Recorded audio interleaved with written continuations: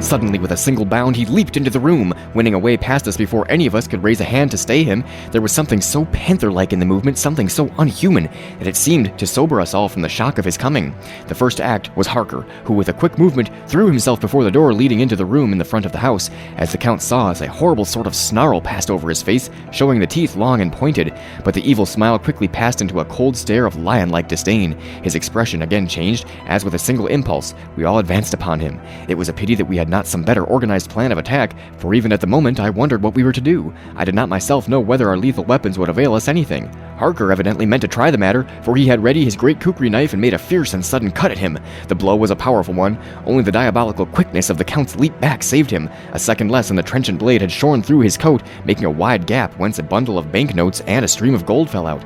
The expression on the Count's face was so hellish that for a moment I feared for Harker, though I saw him throw the terrible knife aloft again for another stroke. Instinctively I moved forward with a protective impulse, holding the crucifix and wafer in my left hand. I felt a mighty power fly along my arm, and it was without surprise that I saw the monster cower back before a similar movement made spontaneously by each one of us.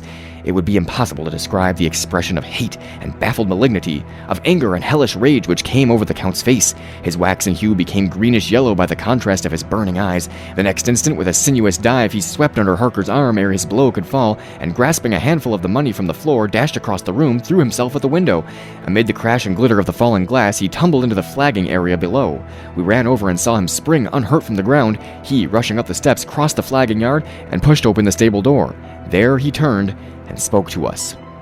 "You think to baffle me, you with your pale faces all in a row like sheep at the butcher's. You shall be sorry yet, each one of you. You think you have left me without a place to rest, but I have more. My revenge has just begun. I spread it over centuries, and time is on my side. Your girls that you all love are mine already, and through them you and others shall yet be mine, my creatures, to do my bidding, and to be my jackals when I want to feed."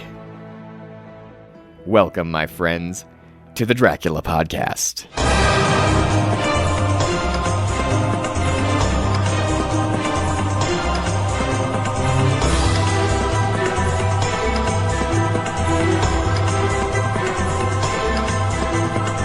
Welcome once again to the Dracula Podcast with Frank Stella and Zachary Hare. We are analytically comparing and critically contrasting, or however I used to say it, the 1897 novel Dracula to the NBC series of the same title. Zachary, how you doing this week? I am doing great. We are the podcasters of the night once again. We should do the whole podcast in the Little Ghosty voice. Please let's not. Actually, that was a big point that Jonathan Rhys-Meyers said about this particular adaptation, who's also has a big hand in producing the show. He said he doesn't want to do that Romanian accent. So, well, funny little I'm sure you knew this, but Bela Lugosi could actually speak really good English, but everyone just assumed that's how he sounded in real life. That's funny. He hated that he could never get roles. That actually really sucks. I'll have to look up an interview with him or something and see how he sounds. Well, anyway, we're talking about episode 9 here. Only one more to go. So we're looking at a big, maybe series finale, but at least the season finale here with episode 10. What are your initial thoughts here with number 9? This is an episode there are parts, I'm on the fence. There are parts of it I really like. Parts, I didn't know what to think. Well, what did you like about it? Well, I definitely liked Renfield. I really like how he's trying to be the voice of reason, even Dracula and Van Helsing in this. Yeah, Renfield is one of your characters who you can't not respect on this show. He's just a completely respectable, strong, level-headed person. And so you talk about the voice of reason. Van Helsing, I think, is a little bit more conflicted than Renfield, talking about both of them being a voice of reason. Van Helsing, kind of, but also I think Renfield is a little bit more focused than Van Helsing. Very focused. Yeah. So there's plenty to talk about with the love aspect of things, but if we want to just keep talking about what Grayson is up to, we're looking at him potentially getting his machine thing back. What were they calling it? A resonator. I was like, synthesizer? No.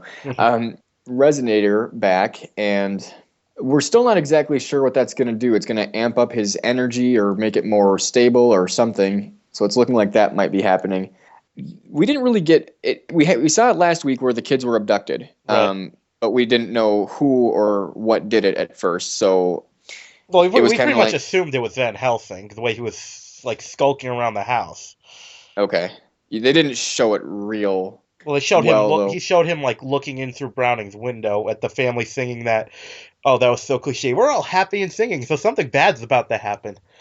Oh, wait, I'm the Yeah. villain, and I'm happy and singing, so something bad's gonna.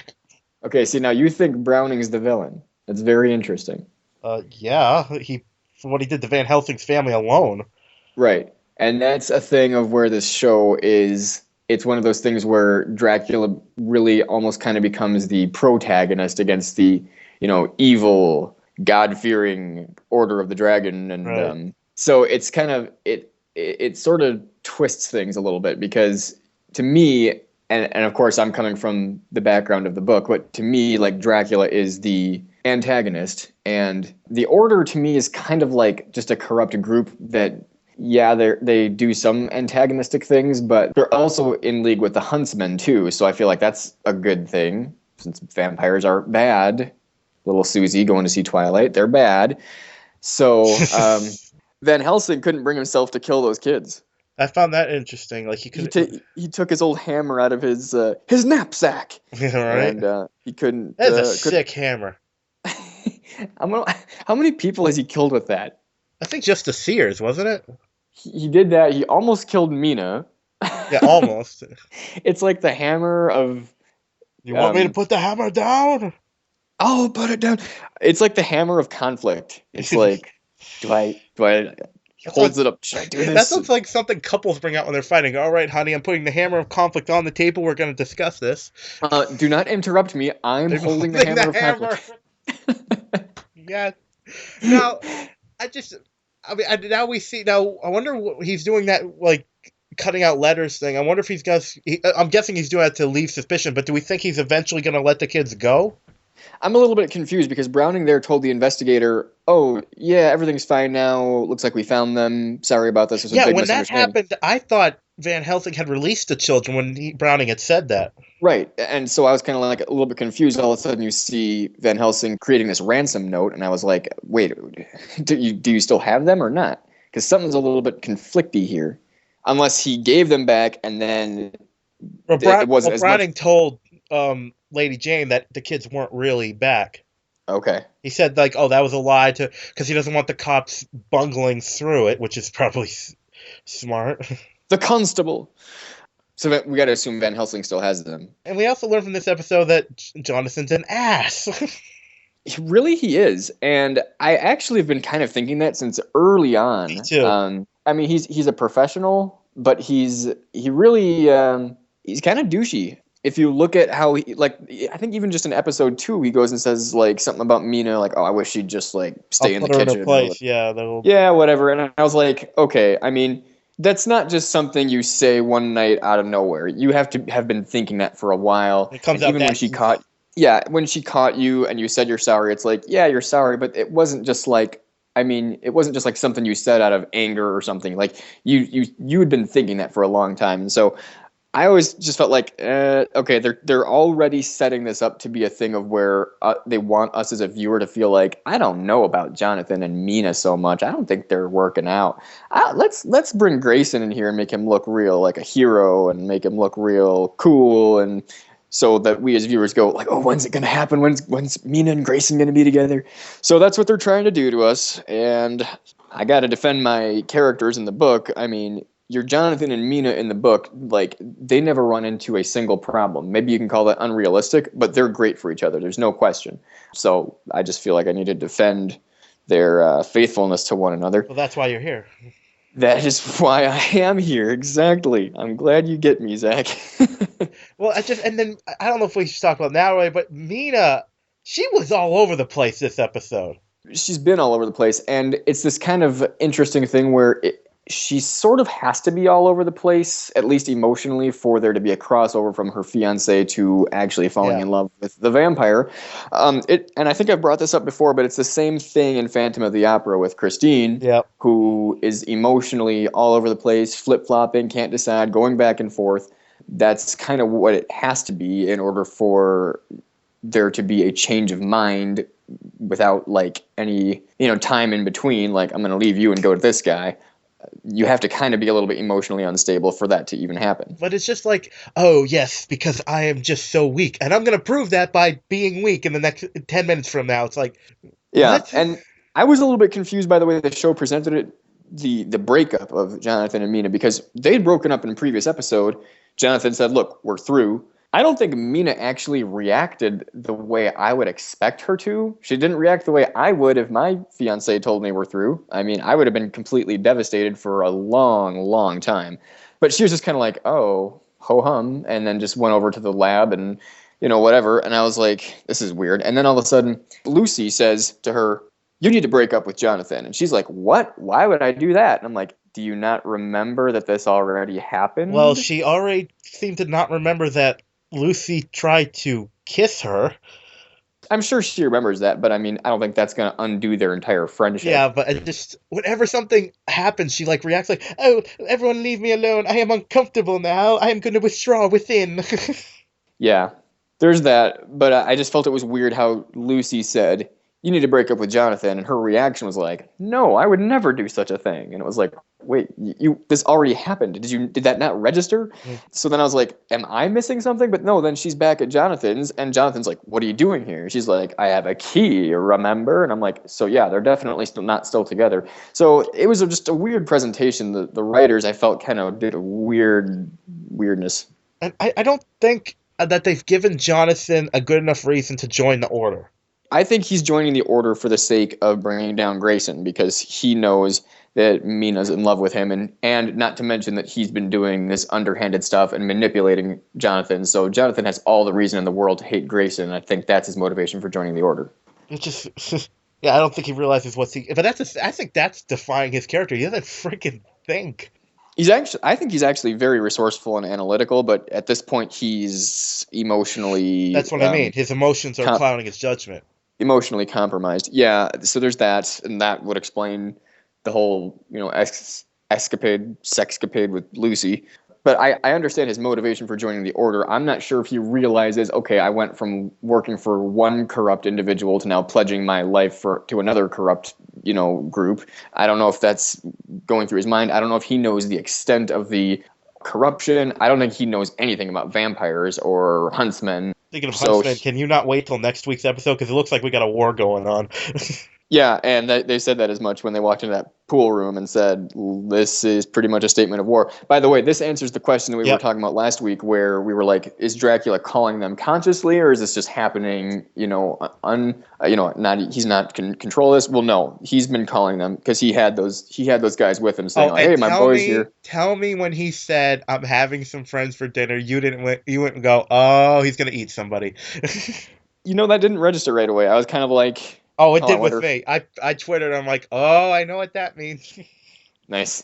I'm all confused because I'm like, okay, is this like Grayson saying this? He's going to go out and have a steak with somebody because he does that? Or does this mean he's going to... I didn't really think it through, but good job there. Nice catch. I'm the king of puns and innuendos and euphemisms, so I was like, ah. Are you sure you're the king of puns? Oh, okay, you're true. The English comedian Tim Vine is the king of puns. I never heard of him. I posted a video of him on your page. I think I know who the king of puns really is. Mm-hmm. But okay, now it's interesting because now we know that the Order of Dracula has chapters like all over the place. There's even a chapter at the Vatican. They are all over the place, and I mean they're really old. They're really established. Interestingly, I mean, they're a real group. I think I brought this up early on. Actually, Vlad Tepes, who Dracula's based off, was actually a member of the Order. So I'm like, I find it really weird that they're sort of like jacking up history in order to try and make it seem historical. My favorite story about Vlad Tepes has to be he had some sheiks or sultans or some men from the Middle East over, and they refused to take off their turbans, so he nailed it to their heads. And that's supposed to be a true story, not Dracula, Vlad. He's the impaler. He is. Now we made that new huntsman who seemed pretty cool, a most holy relic. And they're gonna bring in apparently an Italian seer, and some kind of called something like the sanguine something. I think that means holy blood, the way they pronounce it. So it's got to be some kind of. They're bringing some kind of religious relic for fighting vampires. Okay. And so it's an all-out war then. They're beefing, the huntsmen are beefing up their army, if you will, and Dracula's calling his people. Who do you think is going to outdo one another as far as numbers and like manpower, if you will? It's tough to call because, well, I think it depends on exactly what Dracula's plan is. Because if he goes all out, he'll kick ass. He really will. But if he tries to use the vampires as pawns and tries to move things around, it's really hard to tell. It really depends what his end goal is and what he hopes to accomplish with the army of vampires. I think before he really, unleashes the night and goes all out, as you say, I think he wants to bring down the order in a classy way. I think he wants to hit their wallets. He wants to bring them to their knees. He doesn't want to just kill them and be done with it and just feast on everybody. I think he wants to kind of bring them down legally, if you will, or in a way that's not just a bloodbath. Well, if he just kills them, the new ones will just take their place. He's got to bankrupt the order, not just kill them. Exactly. So there's that. And we have Jonathan really, really easily taking the plans for the Resonator. Can we talk about that for a second? Yeah, not everything makes like a ton of sense. This episode had a lot of plot holes, in my opinion, and I'm starting to think that the plot holes and some of the bad writing is gonna be what keeps as much. I think this show has a lot of good points, but that is what's gonna keep the show from getting a second season. Yeah, the writing is not great, and a lot of time, I think I've said this before, and I feel like I've said this before a lot. This show, I feel like, is trying to do too much. There's so many details. There's so many relationships. There's so many motivations going on that it's just hard to keep up with everything. And sometimes I feel like the writers are just kind of slipping things through, hoping that we're not going to notice, which is adding to even more confusion, I think. It's almost like they got two sets of writers. One writer writing all the political stuff and another writer writing all the vampire stuff, and they don't talk to each other. That's actually a really cool theory. I can actually see that. That is that's some insight there, Zachary. Well, now you know why I'm here. He took the Resonator plans like he was getting just a book from the library. It's like, oh, I'm just taking these out for the day. I don't think they were even really locked. I just feel like we weren't supposed to notice that. You could argue that, it's his place and he wouldn't think anyone that is allowed in there would be different. But still, there are servants. They could be paid off. It's not even locked in a desk. I would have thought that they probably would have destroyed them. Or something, yeah. Or there's no way. I don't care if anyone calls it a nitpick. It's a problem with me that it was that easy. Yeah, I hear you. I definitely hear you. Well, do we want to talk about the way this episode ended, or is there more to talk about before then? Well, okay, how about the interaction between Mina and Dracula? Like, she's actually, it's like, it's weird because knowing what we know as an audience, it always affects how we feel about characters, but you're almost yelling at the screen. It's like, yes, he's a vampire, you idiot! Because it's like, you were there. It's like, yes, do you not remember what happened? He ripped the guy's arm off. Obviously, not human. I'm not sure if she saw every detail of that, but I don't think she's suspicious that he's not human. Weirdly, though, did you get that Mina says, "Oh, Alona, yeah, I know her." Yeah, when I heard that, I'm like, I rewound it 4 times because I'm like, what? I was like, you can't just no, you cannot just bring that out of nowhere. You have to hint at it at least a little bit. I don't even care if you hint at it. I think that's just bad writing. It's just trying to make us feel like, oh, this is meant to be, like, out of nowhere. What is she though? Like, does this imply that there are fates that there's someone, a big deity going, hey, let's bring her back to life right when he's coming back? You know what I mean? I don't think so. I think it's just the writers being like, oh, let's just make it look like. No, I'm not saying the writers are making that. That's what I mean. It's like the writers are just saying, hey, it's a coincidence. It's like, no, you can't. You can't just have that be a coincidence. Well, I think it would be a coincidence that Mina happens to look like his former wife. I could accept that, and that's why he likes her. I can buy that. But to make it seem like this mystical, deep connection that they have and fate is bringing the two together, now I'm going, are you kidding me? Come on. Ridiculous. Yeah, and then, of course, there's Dracula and Van Helsing. I did like the line where it's like, if I find out you've jeopardized our plans, you will have a very bad day, Abraham.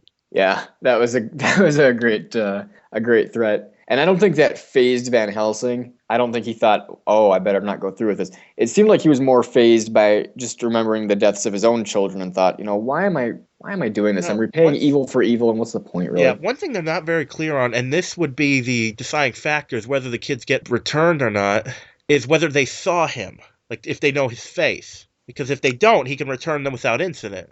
Yeah, and I'm not sure what they saw because they didn't really show the abduction. And they're unconscious when we see him again. Looks like they had been sedated by some kind of drug or something or other.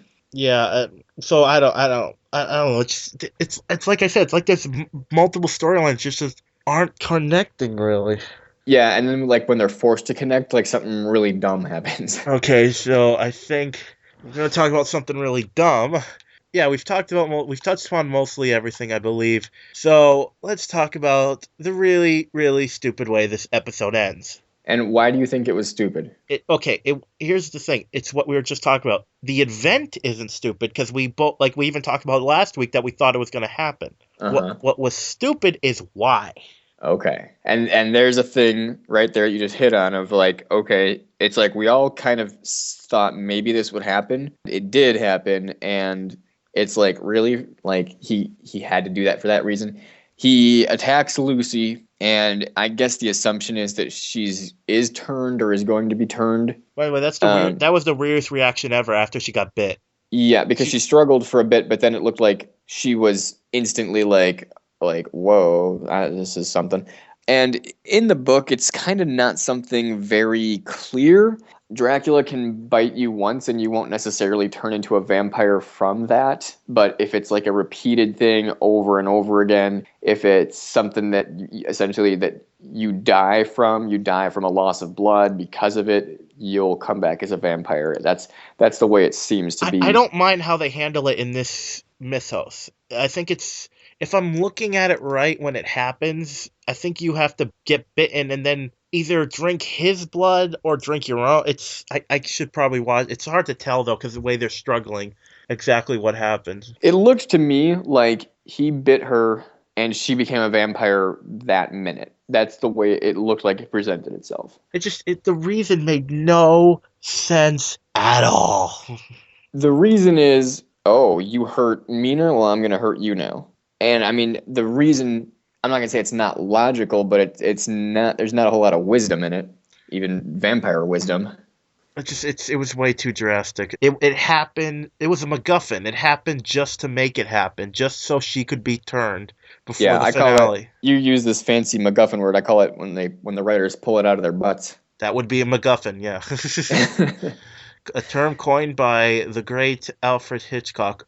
Like one MacGuffin is something that has nothing to do with anything but furthers the story. Like the case from Pulp Fiction is a MacGuffin. Yeah, and there's quite a lot more of that in modern TV and movies than you'd expect. I'm looking at the turning scene. She did have to drink his blood. He bites. Are you sure that's what happened? I'm looking right at it right now. He bit his own. He bit her. And then he bit his own wrist and then made her drink from it. Okay, but still, it was because there's no going back from that. It's not like he scared her. It's not like he just attacked her or bit her. He turned her. That's a drastic decision. I understand he's a rash. He's pissed off about a lot of stuff, but still. But now we have more to talk about. How about this? Do you know the MacGuffin Man? Really? Really, Zach? Really? Well, we got one more episode to go here. It's called Let There Be Light. Okay, let's say this before we could talk about next week too. But do you think there's going to be season 2? Because I'm not sure there is. As much as I do enjoy parts of this show, but I don't think it's going to have a season 2. I'm still torn over it because it started out with good ratings that first episode, like most TV shows do. Then it really kind of sank, and people thought, okay, this is pretty much done for. But these past few episodes have had a resurgence in ratings. So I think it could go either way. I'm completely 50-50 on it. Me too. I don't know because, as you know, I'm not a huge fan of the way they're presenting it. So, like, it's not honestly going to break my heart if it doesn't return. At the same time, though, I do hate it when, there's no closure on these Oh, kinds you of know things. it's going to be a cliffhanger. It's there. Yeah, I expect there to be. Let me put it to you this way: regardless of what happens, I don't expect episode 10 to really give you a whole lot of closure. I mean, it will on maybe a couple things, but the way things are shaping up, it's going to leave you with like, I really kind of want to know how this turns out. And so maybe they're waiting to see how the fans' reaction is to next episode before they reveal whether or not our NBC decides to pick it up. We don't know. But if I'm NBC, I'm going, let's wait until after episode 10 airs and let's see maybe what else is out there as far as options for the fall. Because they're going to have a little bit of time. You know, we're still in January here and there's only one more episode left. So it's not like we're in, April now and suddenly they have to figure something out. They've got a little bit of time on their hands. So I fully expect them to wait until after episode 10 airs and long after we have, made the podcast for it. But I think it could go either way. The thing about the show, and this is a mistake, a lot of American shows, I should say, makes this mistake. A lot of shows should have a finite number of seasons, but don't in America. The Brits, they're all about finite number of seasons. What do you mean by finite? Limited, I should say. Like, Brits can do, like, the Brits, when they make a season, they will make that first season like it's going to be the last one. Really? Oh, yeah. And they are very well known for, they will make a season of a show, and the show they won't end it, but they'll wait like 2-3 years to bring it back. Huh. That happens all the time. One of my favorite shows, Red Dwarf, it started in the late 80s. It's still ongoing, but it wasn't continuous. It has gone off and on. One season had like 6-8 years between breaks. And then it was another 10 years before it came back again. That's kind of incredible. My theory on this is, and I know American networks are never going to go for this, but if I'm a TV show producer, how this should work is I say, I've got an idea for a television series. Here's how it's going to start.